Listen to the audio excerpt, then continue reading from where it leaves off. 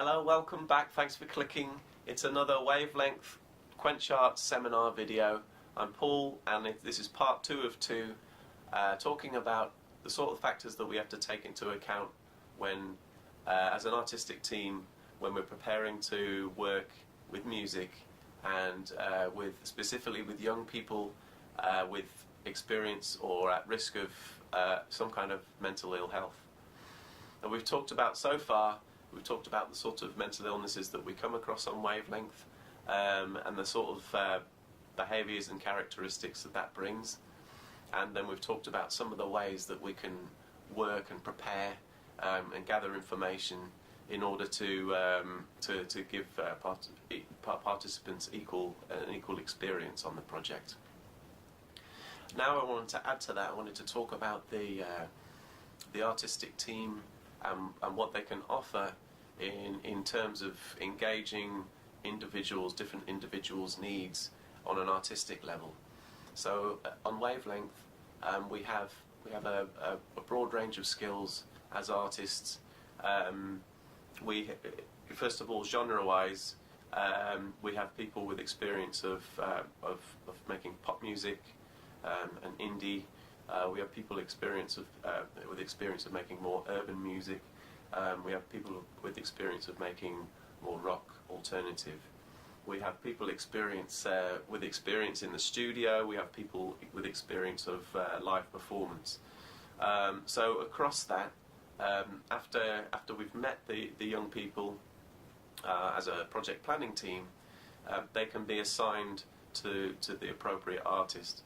And the aim there is to just really make sure that that relationship can be built as quickly as possible, and that the young people who are a little less confident in taking part can respond more quickly and get on board with some music making.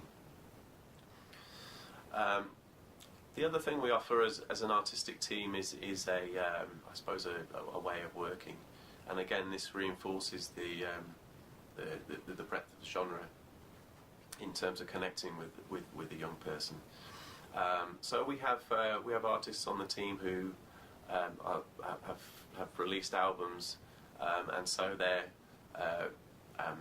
their artistic achievements can be in itself motivating to some of the young people and help with that connection. We also have artists with experiences of their own of some of the negative sides of growing up as a young person, and that can help with empathy and relating to the artist. And then fourthly, we have some artists who are absolutely non-confrontational, very nurturing, and for the very low underconfident, this can help with bringing out their ideas and in a one-to-one situation feel more confident, and then as the confidence grows, they can be brought into a group situation. So the big question in this video is the way we plan for working with people with mental illness. Is that any different to preparing to work with young people with living in other challenging circumstances? And I would say, personally, with all the experience I've had in working with special needs, that I would consider all of the things that I've spoken about, I think, no matter what group I'm working with. But when working with people with a diagnosis or who are connected with a clinical team or a community team, because there's a risk of mental illness, then there's perhaps the need to gather more information officially, document it. There's perhaps the need for lower staffing numbers, and maybe the need for more of a need for the patients and understanding, for the chill out area, and So it's perhaps a bit more amplified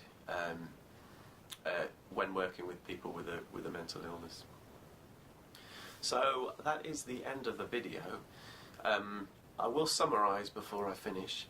So in parts 1 and this one, part 2, we have spoken about the sort of factors we've taken into account when working with people with mental illness.